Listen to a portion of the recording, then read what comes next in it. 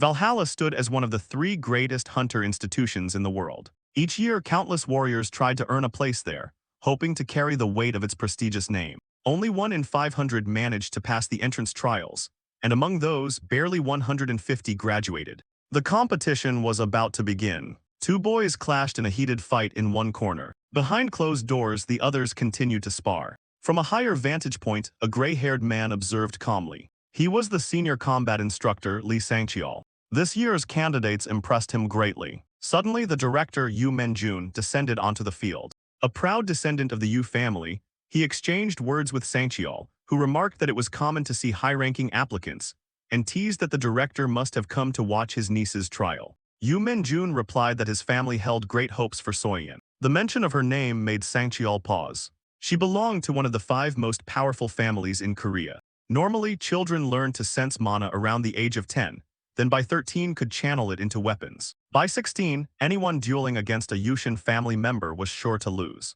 Curious, Sangqiao asked what made this girl different. Minjun explained that the Yushin family could actually communicate with their Constellation guardian, an ability almost like forming a direct contract. It was a gift beyond ordinary blessings, a rare connection to divine beings. In Korea, 5 great families were bound to powerful guardians. The Yushin clan was tied to the god of the sword, known for unmatched mastery of blades.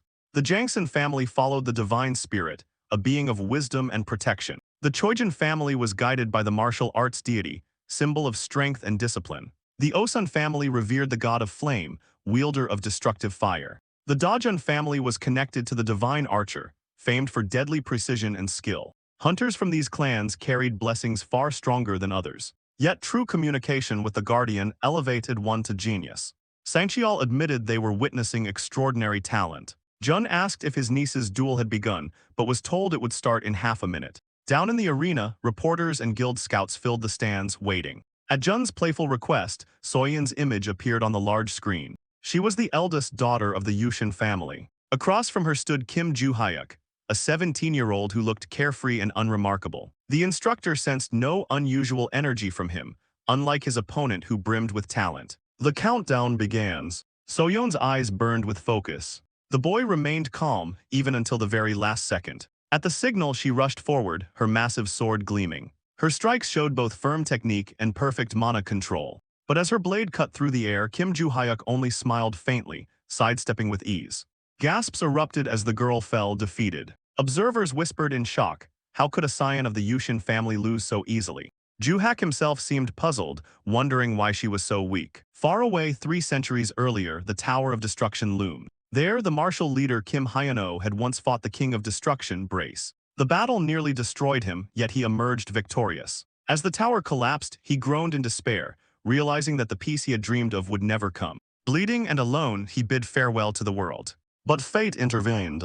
His eyes opened again. He had been reborn in the body of a frail youth named Kim Ju-hyuk, 300 years after the tower's fall. Though his new body was weak, his experience and knowledge remained intact. He planned to live quietly this time, until a glowing panel appeared, declaring that in 5 years the Tower of Destruction would return. He cursed, regretting not destroying Brace's body. Still, he resolved to prepare, determined not only to survive but to live fully. The panel directed him to Valhalla's underground halls, where lost weapons and memories could be recovered. On the 4th day at Valhalla, the top 10 rankings would be decided. Ju-hyuk joined the others in the stadium, excitement buzzing in the crowd. From above, Sangqiao observed the new candidate with interest. Ju-hyuk's opponent stood ready, a broad-shouldered boy 17 years old, eldest son of the Osun family. Though lacking in strategy and martial skill, he possessed a naturally gifted body, powerful enough to be called a genius without effort. That boy Oh-se-yuk stared at Ju-hyuk with fiery eyes brimming with anger.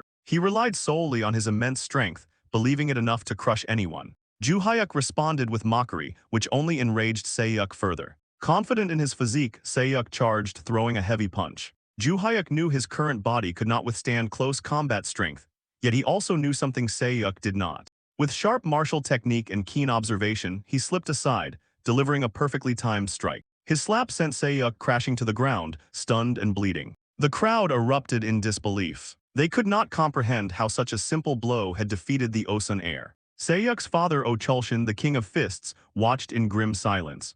To him, there was nothing simple about that attack. His son, despite focusing only on brute strength, should never have been struck so cleanly. He was analyzing their duel. Ju Hyuk tilted his head lightly, making the mighty blow miss. In that instant, he countered with a speed and precision that proved his mastery. Even Chulshin, a veteran, realized this youth had prepared for every step of the fight. Chulshin fell silent, but in his heart he resolved that the boy would join his family at any cost.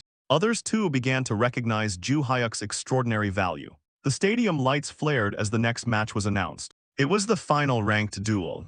Ju Hyuk faced Choi Arin, the second daughter of the Choijin family. Fans cheered wildly, many calling her Nuna with admiration despite her young age. When the fight began, she unsheathed her sword at once. Sparks of lightning danced across the blade, proof she had already mastered her family's elemental technique at only 17. She charged with fierce determination. Ju Hyuk remained calm, hands in his pockets, eyes sharp. He let her attack first, then vanished from her sight. A heartbeat later, he stood beside her, remarking that her gaze betrayed her strikes. She could not react before his blow landed. To her credit, she managed to block with her sword, though the impact sent her reeling. Impressed, Ju Hyuk realized she had prevented what could have been a devastating wound. But he did not stop. With another strike, he sent her flying. She lay sprawled on the ground, unable to rise. The panel lit up, displaying the top 10 entrants of Valhalla. At the top stood Kim Ju Hyuk. As he left the arena, voices swarmed around him. Dozens begged to join him, calling out for his attention. Annoyed, he shouted for them to be silent, and thus his new path in Valhalla truly began. The news spread quickly, with headlines declaring that Kim Ju Hyuk was on the verge of madness and branding him a deranged psychopath. 92 comments flooded the page, condemning his arrogance and reckless behavior. For a rookie, many argued he was far too proud and insolent. While this storm of criticism raged outside, the towering halls of Valhalla welcomed the new students warmly. To Ju Hyuk, however, the endless explanations about the Academy's history felt dull and unnecessary. He grew restless, especially since the glowing panel from earlier still lingered in his thoughts. It had spoken of weapons and memories hidden deep underground, and that unresolved mission weighed heavily on him. He noticed that those around him tried to avoid meeting his gaze. Ju Hyuk assumed his display from the previous day had already drawn enough attention to unsettle others. Still, his only concern was to slip into the Constellation room and retrieve what he needed, nothing more. The opening ceremony soon ended, and the students gathered near the virtual combat simulation chamber. Kim Lee-gun, once chief instructor of Valhalla and now representing the Trojan Guild, presided over the group and frowned at the class assignments. Among the recruits stood Soyeon of the Yu family, Arin of the Trojan clan, and Seyuk of the Osun group, 3 of the 5 family heirs, all placed in the same class. And then there was Ju Hyuk. The arrangement unsettled him. He composed himself quickly, stepped forward, and introduced himself as their instructor. With calm authority, he pressed a button on the podium. In an instant, the entire group was transported to a vast open field. Panic spread as they realized how suddenly the environment had changed. Before them, grotesque demonic figures emerged, goblins, orcs, and other monsters. Their snarling faces and crude weapons struck fear into the young recruits. Cries filled the air as the creatures rushed forward. Fortunately, a protective barrier kept them at bay.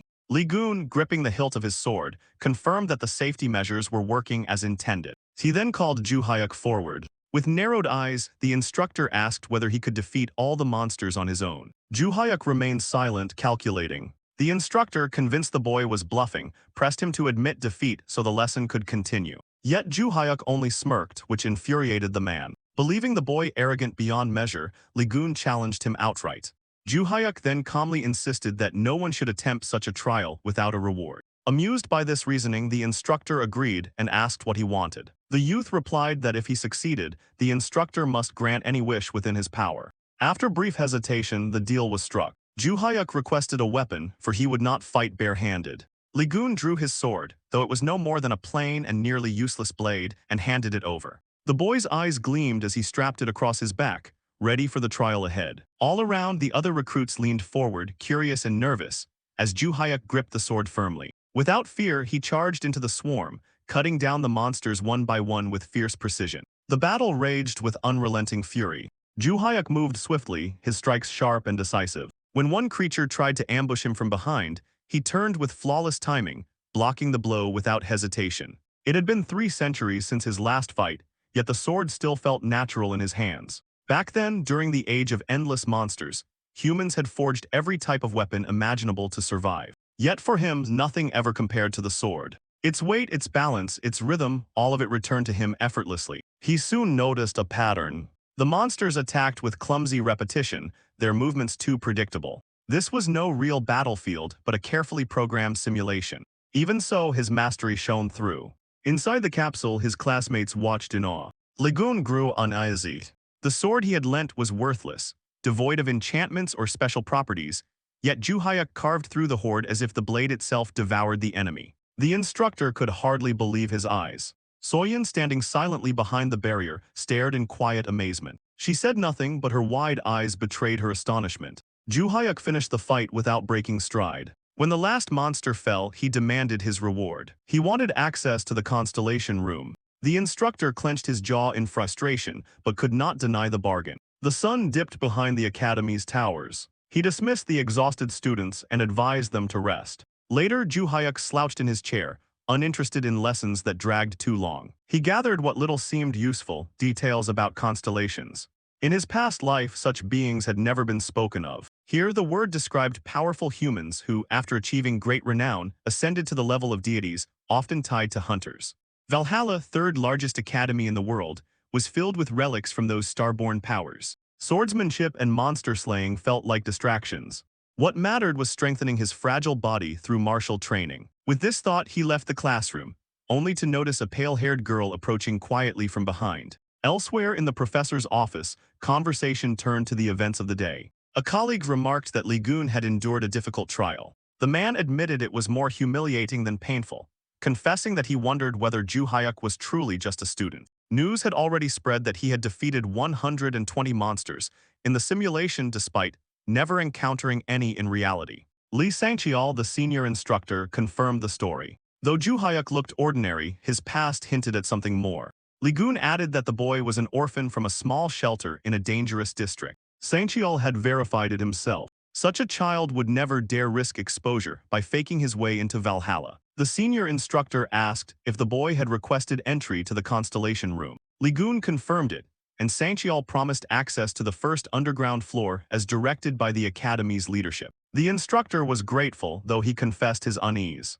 Managing 3 heirs from the 5 families in a single class was already a burden, and now this strange boy was added to the mix. Sangchial mentioned that another class even had an exchange student from the Ventric family, a boy expelled from the British Academy for causing chaos. Compared to that, Ligun's worries seemed lighter, though not by much. Meanwhile, Juhayuk turned to the white-haired girl, who had finally stepped closer. She stared at him intently, and when he asked what she wanted, she calmly requested that he teach her his sword techniques. He could not make sense of her persistence. The pale-haired girl was eager to learn the sword work he had shown, but he refused.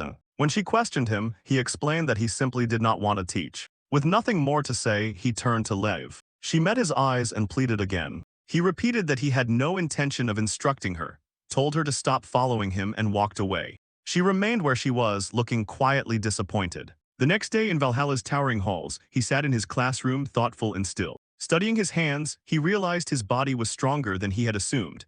Yet his mana control remained poor and he lacked magical power. He decided that this could be fixed if he found the thing he sought, and he prepared a low-grade spell as a first step. A blonde braggart approached his desk. It was Rochdal Ventric, accompanied by his assistant, Yuria de Felix. The newcomer introduced himself with lofty pride and asked if the boy wanted to become strong. He invited him to join the Ventric main branch. Most clans favored the direct line over the affiliates, but the Ventric were unusual. Their constellation guardian, called the Beast Mask, made the organization formidable in Europe. Instead of contracting a single star-linked warrior in the usual way, the family preferred agreements with unaffiliated individuals to avoid entangling obligations. With that approach, their influence had grown enormous, and the scion before him had become insufferably arrogant. Not long before, an incident at the British Academy had gotten that heir expelled, though he claimed such setbacks were temporary for someone of his house.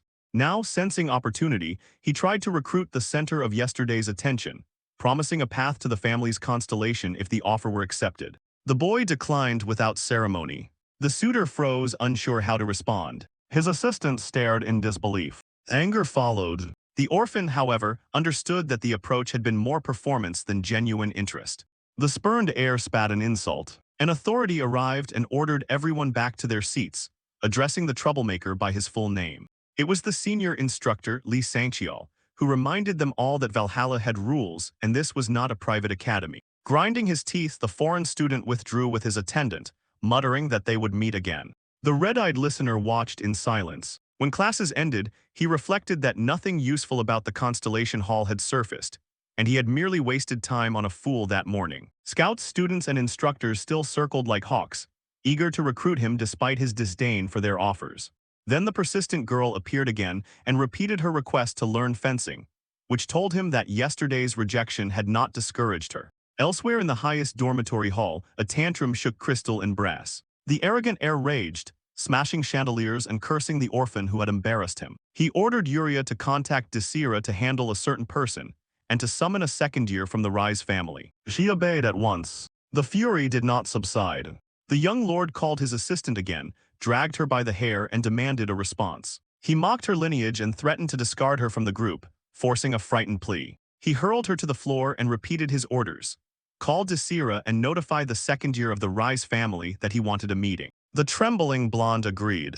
Meanwhile, in a quiet room of the dormitory, the red-eyed student meditated. Pale blue light seeped from his body as he tried to draw magic. A coughing fit broke his focus and smoke escaped his lips. His body was still feeble. Summoning power through it was close to impossible. He fell into silence and thought back to the afternoon. The determined girl had followed him to the dormitory door and pressed her request again, repeating herself until it grated. He named a price 10 million won per lesson, assuming that would end the matter. She looked stricken and he prepared to leave, certain she could not afford it. Then she asked for his phone. Puzzled, he handed it over. She saved her number and said a transfer would be easier that way. A notification arrived almost at once. 100 million won had been deposited. She expected lessons, real techniques, not empty gestures. He said he would refuse and return the money, but the figure lingered in his mind later. For a high school student, it was an astonishing sum. If he became the teacher, he would not need to reveal every secret. The funds would cover what he needed. Resolved, he rose for the mission he had delayed for too long: find the hidden vault. Night closed around the mountain paths. He moved through dense undergrowth, recalling how most caches buried 3 centuries earlier had been destroyed. By his count, perhaps 4 remained and likely only 3. They would be somewhere in the Valhalla range. He would search until he found one. He gathered the faint mana he could muster. The marble he had used as a locator in the past would still answer to him, even with minimal power. A blue circle glowed underfoot. He had a lid. He knelt at the luminous mark and began to dig with an iron shovel, cursing the weakness of his limbs. If he had known he would be this frail, he would have buried it shallower. If the Tower of Destruction had not torn the world apart 300 years ago, there would have been no need for any of this. With the world crumbling, nowhere had been safe for his wealth, so he had built vaults and filled them with what mattered, trusting time to guard it. Dawn brushed the tall buildings of Valhalla when his shovel struck metal. He had found the vault. The lock was unfamiliar to ordinary keys, but he shaped a thread of magic into a special ward key and eased it into place. The mechanism yielded with a soft click. He braced his frail body, hauled the door open, and stepped inside. He stood before the mountain of gold in silence, his expression thoughtful. Now that wealth was no longer a concern, he could focus on his true goal. Then something caught his eye. The storage stones glowed faintly on the shelves.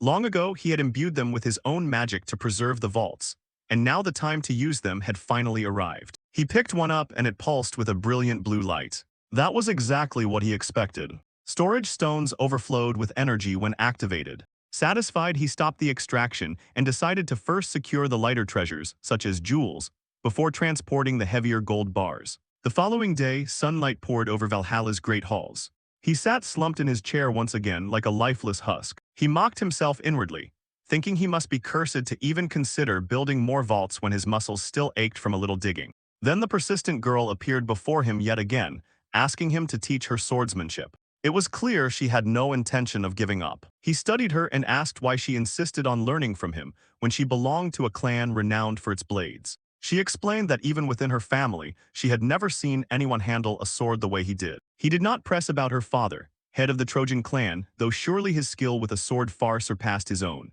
Just as she was about to mention it, the instructor summoned him to the teacher's lounge. Curious, he left at once, leaving the girl standing with a disappointed look. Before going, however, he told her to meet him the next morning at 6 in the training field if she truly wanted the opportunity. She was startled but quickly agreed. In the lounge, the instructor wasted no time. He explained that permission had been granted for access to the Constellation building, though only to the first basement floor. Going lower was strictly forbidden. The boy asked when he could enter and was told he could do so that very night. Without hesitation, he accepted. His composure surprised the instructor, who had expected complaints. Night fell and soon he stood before the Constellation Hall itself. The Academy's greatest treasure lay within. Two guards in black uniforms flanked the entrance, one speaking into a radio. Security here was even tighter than at the main gate. Walls fortified with countless layers of enchantment surrounded the entire structure, save for the single entrance. He wondered aloud about the lower floors and whether descending would be considered a crime. The instructor answered calmly that it would not make him a criminal but would see him expelled, and before that, madness would claim him. The second basement floor, he explained, overflowed with raw constellation power. Any unprotected mind that touched it would shatter. The boy understood quickly. The instructor, however, wondered why he had even asked such a question. But he brushed the thought aside, reasoning that the Academy's top recruit would never throw everything away. He reminded him he had only 30 minutes inside. The boy agreed and entered. The familiar panel appeared at once, repeating its earlier instructions. He ignored the warnings, for he had come to Valhalla solely for this. His feet carried him deeper, past endless stairs, until the surroundings resembled a vast prison.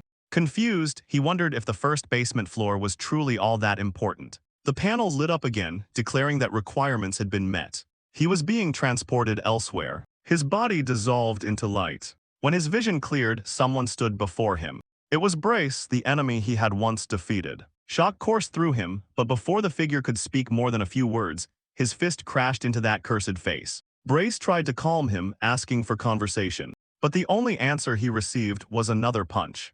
The boy was not interested in words, only in revenge. The former enemy collapsed, weakened and helpless while his assailant pressed on, fists falling in fury. He admitted to himself that he was no brawler, but this was different. This man had stolen his future, his wealth, his honor, and the years he had invested in his disciples. For that alone, fists would suffice. At last, Brace, coughing, asked if his attacker was not curious about the place they stood in. The boy admitted he was.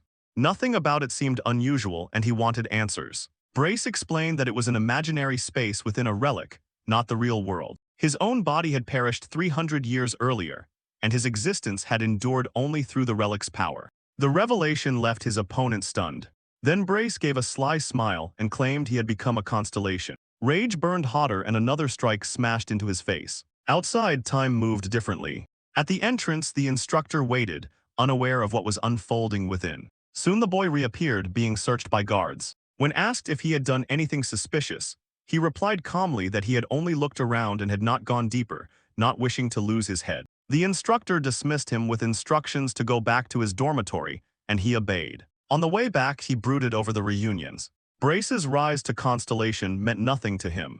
What mattered were the notifications, the strange transparent panels. When he had asked, Brace had claimed ignorance, and for that he had been struck again. At last, more details had come out. After being killed, Brace had been trapped within the relic for 3 centuries, powerless. He revealed that he, too, had received notifications. His orders were to contact the reincarnated warrior and return his memories.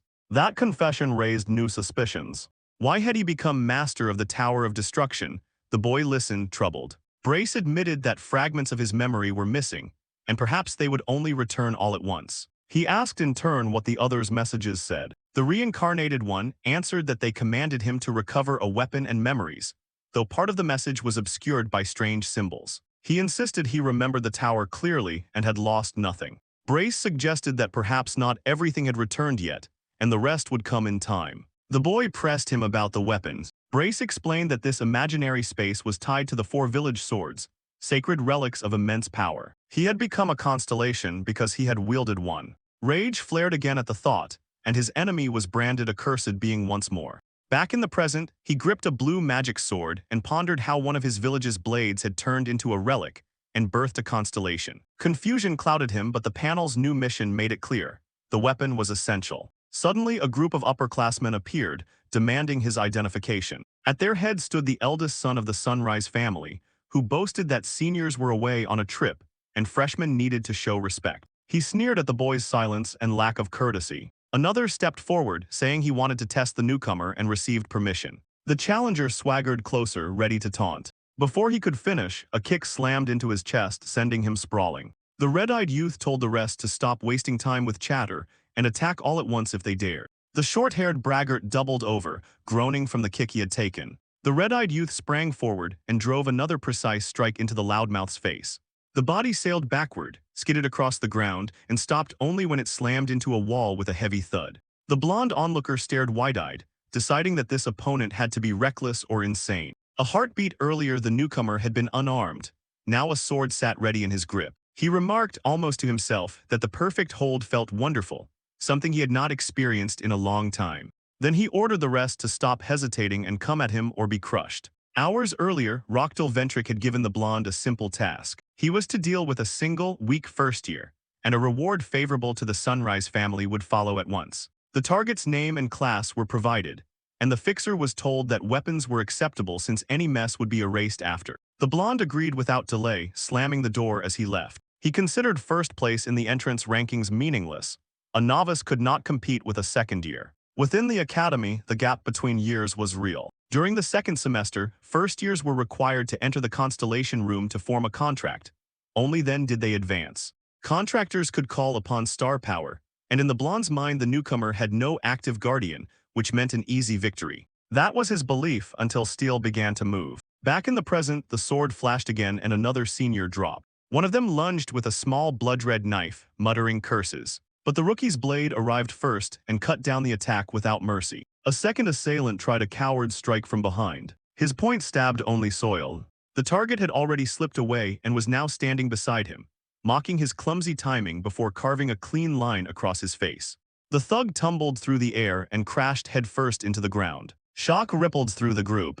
By rights, second years, even without contracts, should outclass first years in skill and composure. Yet these seniors looked brittle and slow, while the newcomer moved with measured strength that left those he touched unable to stand. He faced the remaining opponents and said anyone wasting time with chatter would be crushed next. The blonde, seeing his team waver between fleeing and charging, barked that there was nothing to fear because the newcomer was only a weak freshman. The red-eyed youth observed that the leader had nerve, which goaded the older boy into a headlong rush. Halfway there, the blade kissed his ribs. He froze, stunned that he had simply stood and taken the blow, and then the next strike, driven with full force, dropped him unconscious. The victor slapped him awake, opened his palm to make the point, and demanded to know who they were and why they had picked a fight without cause.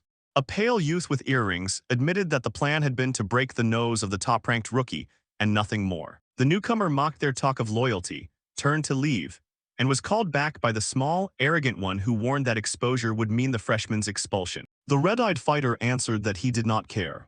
Everyone would soon learn how a pack of second years had tried to beat a first year and lost disgracefully. If the blonde wanted any hope of joining a guild, he should consider that humiliation carefully. With that, the newcomer walked off, leaving the seniors sprawled and silent. At 8:28, Rochdale waited by his phone, eager for confirmation. The call finally came from the Sunrise heir. He asked whether the promised beating had been delivered. Instead, he heard only the contractor's name and a terse notice that the job was abandoned before the line went dead. For a moment, Rochdale stood stunned. The blonde advised him to avoid anything involving the red-eyed freshman from that point on. The would-be patron seethed, wondering how the plan had unraveled when it had seemed so certain a few hours earlier. He suggested filing a report with the school, arguing that any visible bruises would serve as evidence. He promised sponsorship and reward if the fixer followed through. But the older boy concluded that even the backing of a powerful house could not restore lost honor. He ended the call, leaving Rochdale to curse and smash his phone. His assistant watched in rigid silence. He called for Yuria. She replied that she had already carried out his instructions, but Desira was far away and would need time to arrive. The distance stoked his anger further. Meanwhile, in Mexico at Aria Academy, bodies lay scattered across the training floor. Amid the wreckage, silence hung heavy, broken only by the faint hum of machines. A fair-haired fighter stood tall among the fallen, calmly checking a high-tech phone in his hand. He was the feared Desira Ventric. The message from his brother told him to go to Korea to handle someone named Kim Ju-hyuk, and that the reward was ready. The news thrilled him. After being expelled, he had believed there was no easy source of funds. Now an unexpected turn promised exactly that. The next day at 6 in the evening, the grand training hall of Valhalla echoed with footsteps. The red-eyed youth admired the vast space and readied himself to run until his legs burned. A voice challenged his presence. He turned and recognized the gray-haired figure, brace in the sealed sword, now appearing freely. The sight was surprising. For a second he wondered if the other had escaped and would need to be beaten back into the blade, but the moment passed. Feet planted, he stretched and began to question his old enemy. He asked about the sword that had become an artifact, how it had ended up stored at Valhalla, and in what manner they had left the Constellation room with it. He worried aloud that the real weapon had been swapped for a near-perfect replica. The gray-haired one admitted that even powerless, he could still craft such forgeries, though he could not explain why those odd abilities remained. A silver-haired girl arrived while the stretching continued. She asked about lessons, but he told her that training would not begin with blades. First, her stamina had to be fixed. She looked confused yet determined and agreed to do whatever was required. He ordered her to start stretching at once. However basic it seemed, better stamina would let her absorb mana more efficiently and control it with less strain. The standard method had put the cart before the horse. Despite a deep reservoir of energy, she had the endurance of a novice with a simple sword. She notified him that she was ready. He said the real work would begin immediately. They dropped to the floor for push-ups, then squats, then a series of upper body drills done with grim resolve. Soon she collapsed, gasping and drained, only to learn that this was merely the beginning. He told her to stop lazing on the ground and get up at once. They still had to run 20 long kilometers around the grounds. The following day, in first-year Class A, he considered her condition. He judged that her body had excellent potential, though the dark circles and worn expression beside him told of the previous evening's toll. The instructor called for silence. Lilia, supervisor of dimensional monsters, announced a simple written exam. She reminded the class that she had covered the basics on the first day and expected them to have studied how to handle each creature. Testing began. Pages rustled, minds focused. Even the silver-haired trainee seemed to struggle. The red-eyed student watched her as if she were a dangerous opponent, measuring how she handled the pressure. When time expired, Lilia checked her sleek watch, ended the session, and explained how to return the papers. This test would not affect overall rankings, but would calibrate skills for the next lesson. She added that the following week they would begin the first official session in the virtual combat communication room, then dismissed the class and swept out. He sat quietly, thinking through what came next. The gray-haired presence murmured a question about his method during the test, and the youth realized the other had been observing. The sealed one claimed he had nothing else to do in there, and when pressed for details, said that he could only hear imaginings that concerned the red-eyed student. The reply to how the test was handled was simple. The answers were written as he knew them. The watcher said he understood. Elsewhere in the first-year teacher's lounge, the examiner fumed. She considered those succinct lines the boy had written to be little more than useless phrases, and yet somehow they had still been correct. Kim Lee-gun walked the corridor with a cup in hand when raised voices reached him. Inside, the examiner looked stormy. He asked whether those were the tests from his class and received a curt nod. She outlined her plan for preparing the next lesson, adding that beneath the test's simple surface lay useful information. As expected of Class A, which gathered prodigies from the leading families, the results were excellent. He expressed mild surprise, said he would get out of her way, and stepped back into the hall, sipping from his white cup. A sudden shout made him jump, and he choked on his drink. The teacher had reached one particular paper and was livid. He returned to ask whether the prodigy had not even tried. She showed him the sheet and said the boy had made a mockery of the exam. Lilia declared that this would not be ignored. In the next class, she would display every answer and make clear that dealing with monsters was not so simple. A week later, inside the virtual combat room, she announced that the tests were graded. Most had done very well, but there was a caveat. She called the red-eyed student forward. He stepped up without hesitation and stood facing her. She handed back a paper crowded with red marks and stated that he had earned a 0, which suggested he had not taken the exam seriously. He disagreed, insisting that he had. She began with 2 of his answers. To the question about the most effective way to handle a stone goblin, he had written that the solution was to stab the stomach. To the question about 8 wild goblins charging, he had written that the solution was to send each one to hell, starting with the nearest. She stared, astonished that he had not even attempted to cloak that audacity. A simple sword, she said, would never be enough against a stone goblin. She doubted he could manage such a creature at all. He countered that he would finish it with a single strike. Irritated by what sounded like boundless vanity yet sensing unshakable confidence, she decided to give him a precise chance. A roar rolled across the chamber. A stone goblin loomed before the class, its presence meant to intimidate. She told him that if he killed it exactly as he had described, she would change his grade. He placed his test on the control table, chose a single sword from the rack, and advanced. The goblin's jagged face twisted, but he was already moving. Lilia knew he had once cut down 120 goblins, yet this was different. A random sword alone should not suffice against stone. The creature suddenly howled as precise blows had already landed. A deep crack opened along its head, a gaping wound spread across its torso. He let mana surge, flung the plain blade aside, and finished the fight with a single clean strike to the stomach. The monster collapsed. It had taken no real efforts. A younger girl gaped, impressed that he had felled a stone goblin without enchantment. The burly blonde watched in silence, stunned. Even Choi Ain looked astonished. Lilia exhaled and asked how he had done it. He answered that he had simply struck the stomach, which left her more puzzled than before. By her reckoning, a swordsman would need to be at least an A-class contractor to achieve that result with nothing but steel, and yet he had done it. He asked whether his answer was therefore correct. She said no, explaining that it had been only one question and there were more to come. The floor began to grind and split open. A vast tunnel yawned ahead, black and seemingly endless. He asked what this was. She told him to focus and look forward. A soft patter of steps came from the dark. Shapes slipped into the light. She explained that enraged goblins were dangerous to control. The wrong approach could trigger a scream that called more of their kind. The usual method was to use magic to wipe them out at once, or else to run. He could see 3 in front of him, but with every mistake 5 more would answer the call. Even with a good sword, this would be difficult, and she had heard that his speed with the blade was hardly impressive. He moved anyway.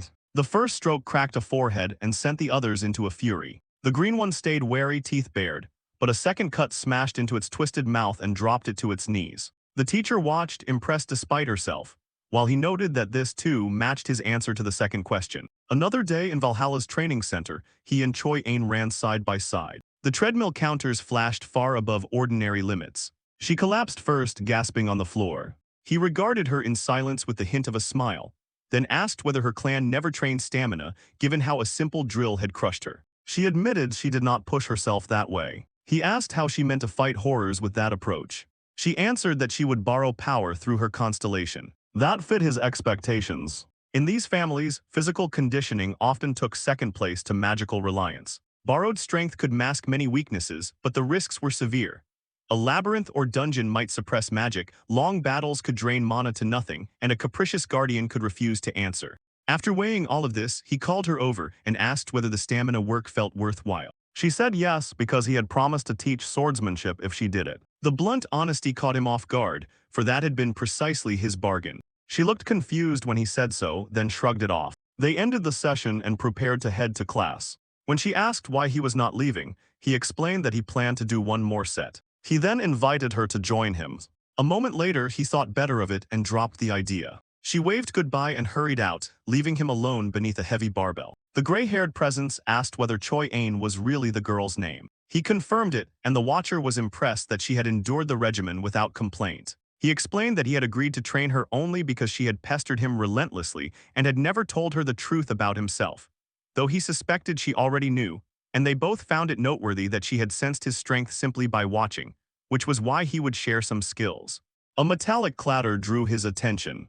A muscular man was bench-pressing colossal plates nearby, sweat pouring as he strained through each rep. The lifter noticed the red-eyed boy and paused. The two exchanged a brief look. The newcomer asked how long the man had been there. The answer came easily, since the beginning, as he liked to train after class. With a quick excuse, the man left. The red-eyed fighter considered the man's frame and mechanics, how the joints tracked, where the power loaded, the economy of movement. The gray-haired voice asked why he was so interested. He answered that this lifter would likely become far sharper than peers who trained only magic. He then asked what those cursed constellations truly did. The watcher admitted uncertainty. The boy mocked him for knowing so little. The reply came with weary patience.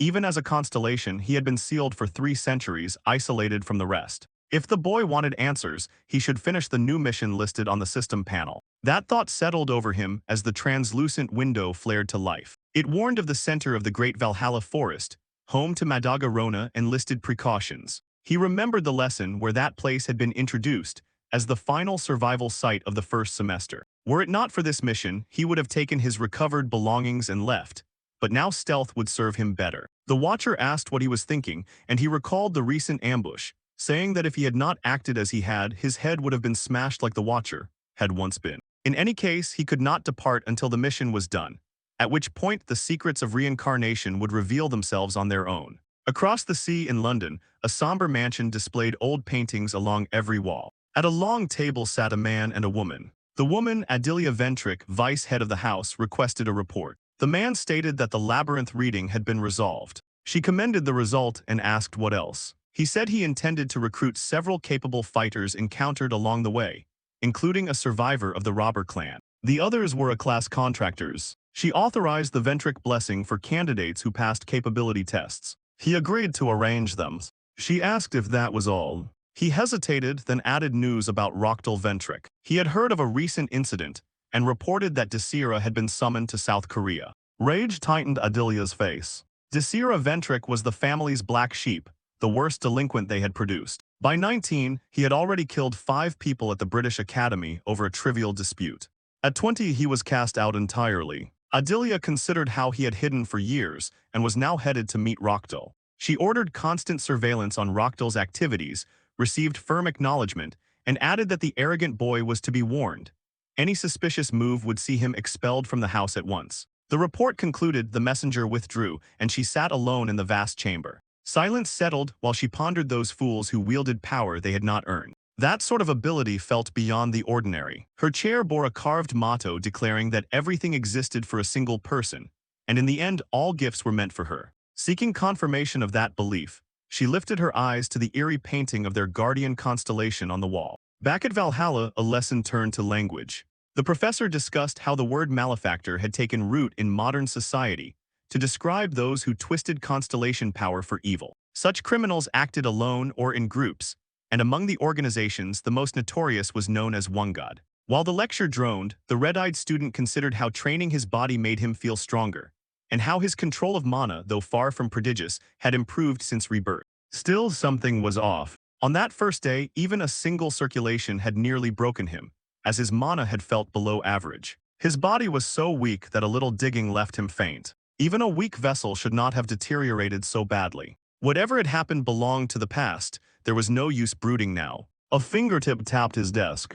Calmly, he looked up to find a girl from the Yu family. She placed a crumpled note, a large, friendly greeting scrawled across it. He wondered what this was about. Soon after, Kim Lee-gun announced weekend leave would be permitted with separate requests. The lesson ended on that simple note. The red-eyed boy considered the chance to get off campus, filled out a Saturday pass with a trivial pretext, and submitted it. The gray-haired presence expressed surprise and asked where he planned to go. Before he could answer, a small girl wearing a tiara stepped in. They exchanged a few words about the morning. He had even replied courteously to her earlier note, though she had not answered. He urged her to speak quickly. He had forms to file in little time. She stammered, tripping over her words, which frayed his patience. He called her ridiculous and told her to nod if she could not talk. Anger flashed at the insult, and she demanded to know why he said that. He countered that provoking people for no reason seemed to be her habit, then asked again what she wanted. She remembered watching him fight that harsh, ugly stone goblin and had been impressed that he had used only a sword, no magic, a result unlike anything in their books. She had come to ask how he had done it, but pride made the question stick in her throat. Just as she drew breath, the examiner arrived and voiced the very question she had been about to ask. The gray-haired woman, bright-eyed behind her glasses, wanted to learn his method. He wondered where this excitable instructor had sprung from, and asked why she intruded if she disliked him. She blinked, confused, and he revised the point, asking whether she resented being embarrassed in class. She said that it did not matter, for she had believed there was only one way to kill such monsters, and he had shown otherwise. She wanted all of it explained and asked whether he would serve as her assistant. He refused, saying he needed to submit his leave request. She tried every argument she could, but he remained unmoved, and the two of them departed together, leaving the tiara-wearing girl alone. For a moment, the younger one stood in the hallway, replaying the teacher's enthusiastic words. Confusion ebbed as she drew a steadying breath, letting the sting of humiliation go and deciding she did not need it. The next day, the red-eyed youth stood staring at something vast before him. An enormous mark had been revealed at last. In the immense dormitory, he sat before a glowing monitor while the gray-haired watcher asked what he was searching for. He answered that he needed details about tomorrow's destination. The goal was simple: find a place to sell treasure from the vault. He had located a promising option. It lived on his phone, a virtual marketplace that accepted nearly anything for a fee. According to what he had gathered, a guardian known as the Secret Ruler stood behind it. High-ranking figures openly endorsed the tool, and despite its illegality, governments kept their distance. That made entry almost laughably easy once one knew how to knock. He skimmed a few tutorials and noticed a link buried in a comment thread. Messages arrived from Choi Ain, a parade of crying bunny icons. She reported she would miss the next morning's training. He replied that he also had a commitment and sent a few laughs between lines, which only confused her. He clarified that he was wishing her a good trip and asked her to ease up on the emojis. His focus returned to booking a slot. One suspicious tap later, he pulled on a dark hoodie, raised the hood and slipped into the night. The spot lay close by, an old cafe with a battered wooden door and chaos inside. He eased through, took the right-hand corridor as instructed, and opened a gray door into another room. Beyond it sprawled the black market, grand as rumor. Outside, the moon rode high. Inside, the sky had a deep violet cast that tugged at memory. The clouds and light matched a night from 3 centuries earlier. A man in black with a cheerful air approached and asked whether this was his first visit. The leather jacket looked familiar, likely the employee mentioned in the posts. The man confirmed as much and rattled off the rules. The newcomer already knew the basics. He passed over a thick stack of cash and accepted a brisk thanks, then asked where to sell jewels outright rather than consign them to auction. The guide pointed him to the 3rd district, where merchants bought almost anything. As for whom to trust, the name to remember was Morris, known for the best prices. Directions followed. One last tip: wear a mask. Given the trade here, most people covered their faces. A simple black mask came free with the fee. He thanked the man and moved on. In the 3rd district, a figure in a white mask studied a glittering diamond. The newcomer approached and asked if this was Morris. Confirmation came quickly. The seller said he had valuable goods. The buyer replied that if it was simply gold or jewels, the appraisal would be quick. A large backpack opened. A heavy black bag thumped onto the counter. The request was simple: buy what lay inside. Morris drew out a ring and turned it under the light. Surprise crept into his voice as he examined the workmanship. The piece was no ordinary ornament, but a rare artifact from the Age of Destruction. The ring was undeniably ancient and precious, gleaming with value no matter the angle. Morris inspected the rest of the bag and found several more shining artifacts, all unmistakably from the same forgotten era. Just as he marveled, a calm voice interrupted, asking how much he would pay for the entire collection. The merchant froze. How could someone so young have gathered such rare treasures? He began to ask about their origin, but the boy reminded him that in this place such questions should not be asked. Realizing his mistake, Morris apologized quickly, worried his reputation for fairness might be damaged. He admitted he could not give a full price, for these were artifacts from the Age of Destruction, too valuable for him to buy outright, and he lacked the resources to cover them all. The seller asked where he could receive a proper evaluation. Morris pointed him toward the tall auction hall, explaining that a proper sale there would bring a fair price. When asked how long it would take, he replied that the wait was usually 2 or 3 weeks, since many others had already booked their spots. The boy sighed, frustrated at such delays, then asked for an estimate of the value. The merchant hesitated, then pulled out his phone and showed a number. The youth was stunned by how many zeros filled the screen. These relics had been costly even centuries ago, and now he saw how right he had been to preserve them. He asked what portion Morris could pay immediately. The man replied that even if he sold everything he owned, he could only cover about 3/4 of the amount. After a brief pause, the boy agreed to accept. Morris was left astonished, wondering if this fearless seller knew what he had just given away. Artifacts from that time carried worth beyond their age. They resonated with Constellations, which had only appeared after the era of destruction. With such objects, even someone without power could form a bond with a mighty star. Holding the ring again, Morris admired its perfect flow of mana. The ancient energy still pulsed within, clear proof of its authenticity. Smiling with satisfaction, he tucked the treasures into the same black bag. It was his lucky day. But then his eyes widened. A man in black stood before him, a terrifying mask covering his face. Elsewhere, the boy pushed open a heavy door and stepped out, ripping off the suffocating mask with relief. The place resembled the cafe where he had first entered. Checking his phone, he reviewed the transaction. His financial worries were over. He grinned at the fortune earned from just 8 rings, knowing many more still waited in his vaults. But before he could savor the thought, a notification flashed. It was a call from an unknown number. He answered without hesitation. A woman's voice greeted him warmly, inviting him to a meal. When he asked how she had obtained his number, she quickly explained that she was a Valhalla teacher, and then gave him directions before abruptly hanging up. Irritated, he muttered that she had left him no choice but decided to go anyway. If the silly woman was willing to pay, he would not refuse a free dinner. Back in the 3rd district, Morris gathered his courage and asked the masked figure why he had appeared. The man asked whether their relationship was truly so poor. Morris explained that an ordinary merchant could not simply speak with the market's master, even if they had crossed paths before. But the black masked figure was no ordinary man. He was the Black Cat, the true owner of the place. He chuckled that he admired Morris for treating him so plainly. Morris asked why he had come. The Black Cat explained that it was nothing major, only that the merchant's sudden appearance at an auction after such a long absence seemed unusual. Morris commented that the anonymity of registration seemed fragile. The Black Cat then revealed the truth. The real owner was a constellation, able to access any detail at will. He demanded to see the items listed. Morris complied, tossing the bag onto the table. The Black Cat examined the relics in silence, deep in thought, before murmuring about their immense value. Morris frowned, confused by his words. Suddenly a panel flashed into view. The message repeated over and over. A constellation is watching with shock. The Black Cat froze, realizing at once that the star beyond the veil desperately desired the ring. So if you want to see what happens next, make sure to drop a like, subscribe to the channel, and ring the bell so you never miss the next chapter.